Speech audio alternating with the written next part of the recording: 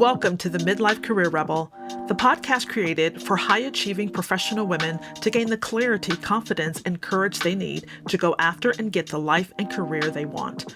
I'm your host, Dr. Carol Parker Walsh, lawyer, social scientist, brand strategist, executive coach, entrepreneur, and midlife career rebel.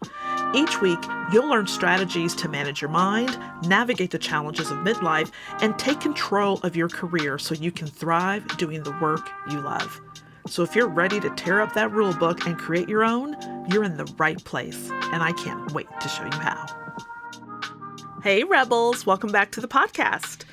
I have had money on my mind recently. You know, as the song goes, I've had my mind on my money and my money on my mind. And I think it's because we're at the end of the year. Taxes are on the brain. I've been reviewing some financial goals, setting new ones for the new year. And while going through this process and making my plans, particularly because I always try to up level and go up to another income level, it struck me that I've really not had a good relationship with money. In fact, I discovered over the years that I have some really serious blocks and limits around money. It's been one of those things I've been working on for a while, and I have made some great strides, but I realize every year as I get to this place of really thinking about financial goals, that other stuff comes up. I've been reading books like Profit First, Get Rich Lucky Bitch, The 30-Day Money Cleanse, Tapping into Wealth, and rereading books like Think and Grow Rich, and they've been fabulous, and I recommend them all to really help me realize that I've been doing the money thing all wrong. You know, I've been focusing on trying to go through the actions and efforts to make the money and keep forgetting that it always starts with me. That really my relationship with money, as I thought about it, has always been rather shitty. Now, you may be wondering, well, Carol, what do you mean by relationship with money? And I would say, my dear sister, that's a phrase that I had to develop an understanding of myself. I mean, in my mind, you either had it or you didn't. You either saved it or you spent it or some combination of both, or you either made quote unquote good money or you were just getting by. I mean, there was no relationship to be had. It just was what it was. But when I started noticing my own uneasiness and doubts and resistance to hitting specific money goals, I knew I had to dig in and explore what it was all about. And listen, if you think this episode doesn't apply to you because you're not an entrepreneur and you earn a salary, or you think that money just is what it is, then you, my dear sister, need to pull up a chair, get out some pen and paper, and listen intently. What I'm going to share with you today will hopefully change all of that crazy thinking for you. That's why today on the podcast, we're going to talk about money beliefs, money goals, and what's keeping you from getting what you want. But let's start with what I mean about money relationships and money stories. So the definition that I want to present to you is a money story is a personal narrative you have about money. It makes up your beliefs, your thoughts and feelings about money, and it affects your financial behaviors and ultimately your financial outcomes. I just want to repeat that again. A money story is a personal narrative that you have about money. It makes up your beliefs, thoughts, and feelings about money. It affects your financial behaviors and ultimately your financial outcomes. Our relationship with money is probably one of the most complicated relationships that we have. And our stories around money are grounded in how we grew up with it, what we've heard about it, what we were told about it, and how we watch people around us use and spend it. For example, I was always relatively indifferent about money for many years and assumed it would always be there because in my family, we never talked about it. It never seemed to be an issue. And I honestly can't remember not getting whatever I wanted. I was relatively indifferent around money. For many years, I assumed it would always be there because we really never talked about it in my family. It never seemed to be an issue, and I can remember pretty much getting whatever I wanted. But when my parents divorced, I watched my mother, a 40-plus-year-old Black woman in the mid-70s, at a time when women had no financial rights or freedoms, struggle with making money. And then my money story shifted from it's always available to me to money does not come easily. And that story, that narrative about money is hard, it's hard to get, it's hard to make it, you struggle in order to get money. That narrative has been playing in the background of my mind for decades, and it impacted what I believed was possible for me around earning and making money. And what's even deeper is that it got tied to even my values and my behaviors and my work ethic around worth, around earning, and around what was possible for me with money. And listen, our stories around money exist whether we're quote unquote good with it or not. For example, a lot of people who are good with money may have a story that they need to save it all or as much as possible, because if they don't, it'll be gone or they're going to lose it all. So you see, it's usually our stories around money that dictate our feelings and our actions around it. And if you're not honest with yourself about these stories, then you'll create money patterns for yourself that will make it extremely hard and challenging to overcome. And they operate in the unconscious level of our mind, so we don't even know what's going on. The other thing about our money stories and our career decisions are that they are definitely intertwined. Now, maybe your money story has caused you to, say, stay where you are longer than you wanted to. Or perhaps you took a position based solely on the money, or you rejected your ideal position because of the money. All of these decisions are based on those narratives, those stories, our relationship with money, and what we believe about what can happen based on our actions and the decisions we take around money. When it comes to money in our careers, our stories are also tied, as I said, to our beliefs and values and worth about ourselves. So, say you heard your parents say things like, well, you've got to work twice as hard or be twice as good as everyone else to be successful. Or you have to work hard for your money. Or you have to fight for everything you have. Or similar stories like that. This may have caused you to unconsciously believe that you have to work long hours, weekends, work overtime, even to the point of burnout and missing time with your family. When it comes to money in our careers, our money stories are also tied to our beliefs around our values and our worth. So if you've heard phrases from your parents like, well, you've got to work twice as hard or be twice as good as everyone else to be successful, or that you have to work hard for your money, or you have to fight for everything you have, or similar stories like that.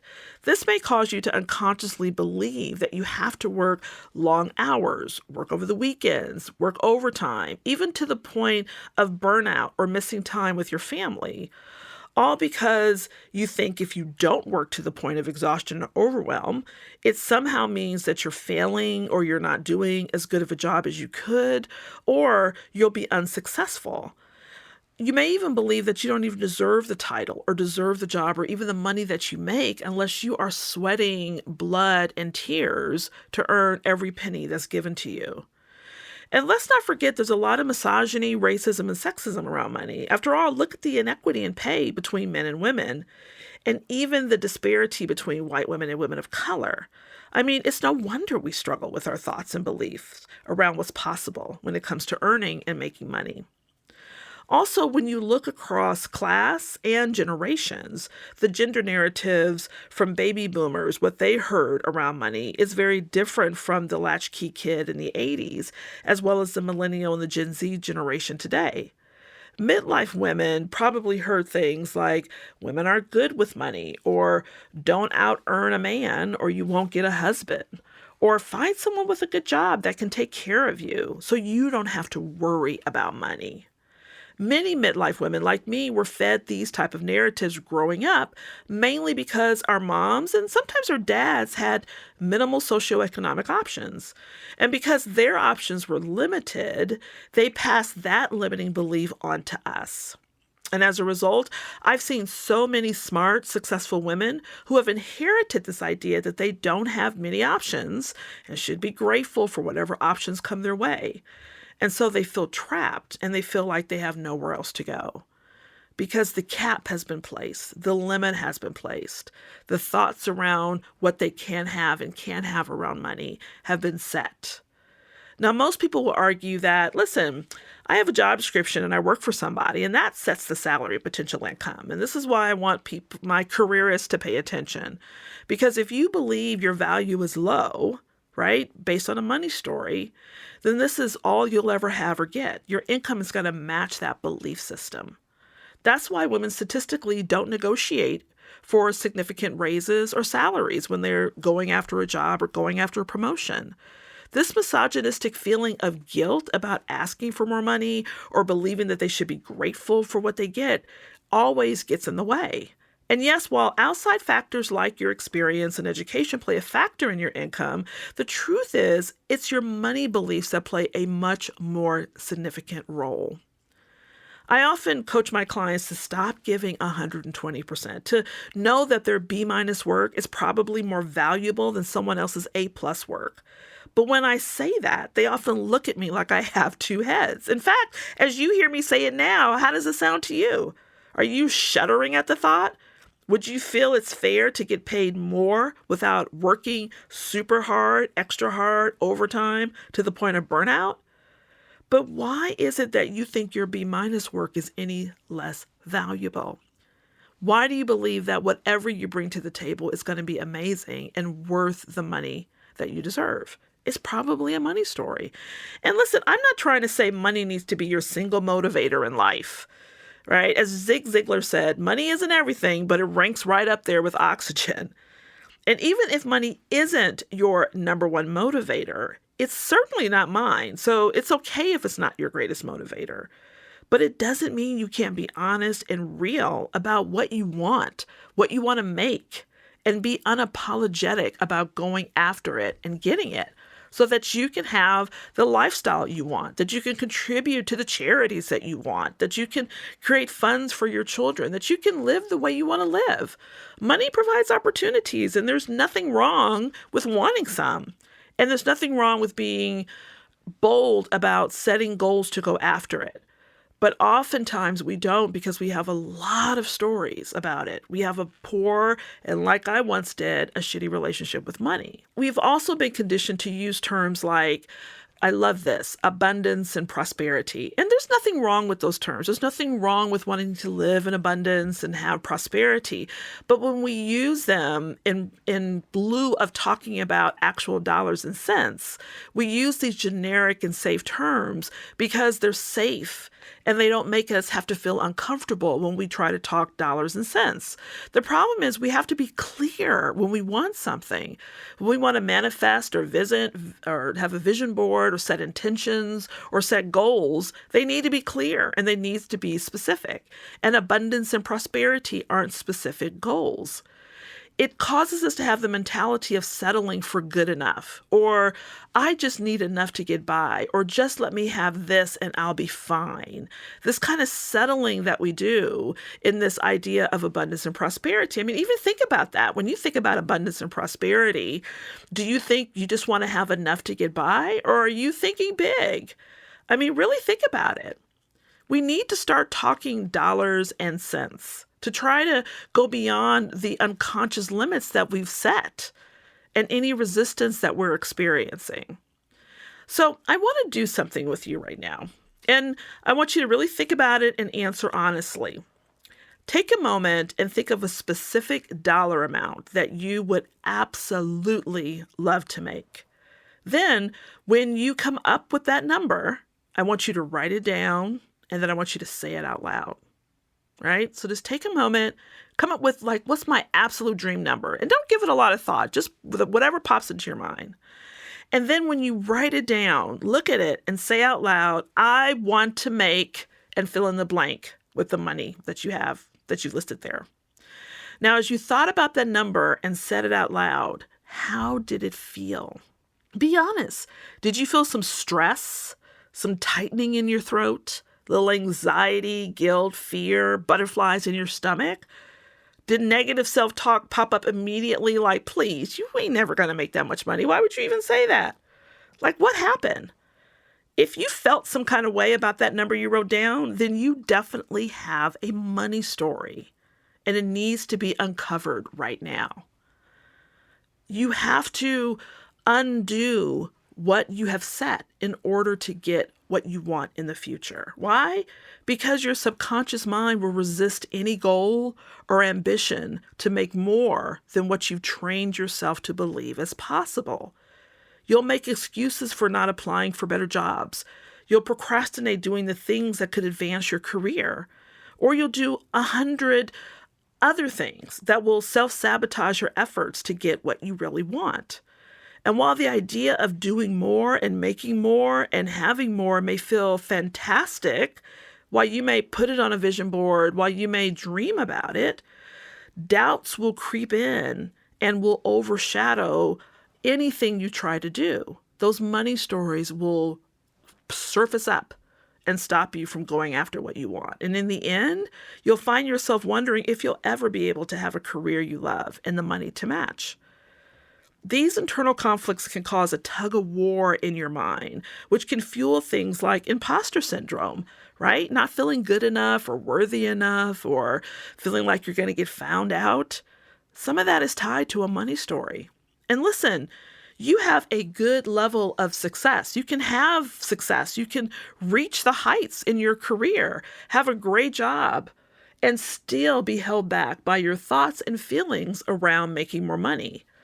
Oftentimes, you'll find that those who are in high-powered positions and making a lot of money have a narrative that they have to work themselves to death to earn it. That's a money story. So I encourage you to spend some time exploring what your stories are around money and how it's impacting your financial behaviors, how it's impacting your everyday work behaviors, how it's impacting how you think about what's available and possible for you for your life and your career. For example, do you cling to money in unhealthy ways because you fear losing it or not having it? When you can have a healthy relationship with money, you always are able to create it and have it, no matter what you do. And if you believe that, then things become possible for you. Hopefully you can see how your stories and your relationship with money, hopefully you get it now, are crucial to unlocking your ability to achieve your income goals. Understanding these dynamics will give you the power to change them. Now, to help you on this journey, I've included a free handout for you that you can download in the show notes. I want you to find a quiet space to work through these worksheets. The first step to making any change in our lives is always awareness, and I want you to use these worksheets to get that awareness and to find the hidden beliefs and the self-sabotaging habits that are buried in your unconscious mind. When we're able to bring these things to the forefront, we can begin unraveling them and ultimately get on the path to do the incredible things that I know you are able to do and that you want to do. We use the container of the Career Rebel Academy to do just that, to help women step into what's possible, to unravel these hidden stories, these limiting beliefs that are keeping them from stepping into the greatest power that they know is available to them and possible. All right, Rebels, that's it for me today. By the way, this won't be the last time that we talk about money on the podcast. There's a lot to discuss, but honestly, none of it really matters if you don't first get clear about your thinking around money, the blocks around money, your mindset around money, so that you can truly make room for more. So that when it comes to the practical tips and strategies, that you'll know not only how to implement them, but as you start to feel the doubt creep in or the resistance creep in, that you know what it's about and that you can take a moment to stand back and unravel the money stories, unravel the limiting beliefs around money that may be keeping you from stepping into that next iteration that you know is possible for you. I want to thank you for being here. Thanks for tuning in, and I'll see you next week. And until next time, have an amazingly rebellious week and go out there and make that money. If you're loving what you're learning on the podcast, then you've got to come check out the Career Rebel Academy. It's where you'll get the individual help and support you need applying the concepts and strategies you're learning here and so much more. You'll be joined by a community of other rebels just like you, and I'll be there as your guide every step of the way. If you're genuinely looking to change the course of your life and career, I promise you, this is the place you'll want to be. Just go to www.carolparkerwalsh.com/career-rebel-academy. I can't wait to see you there.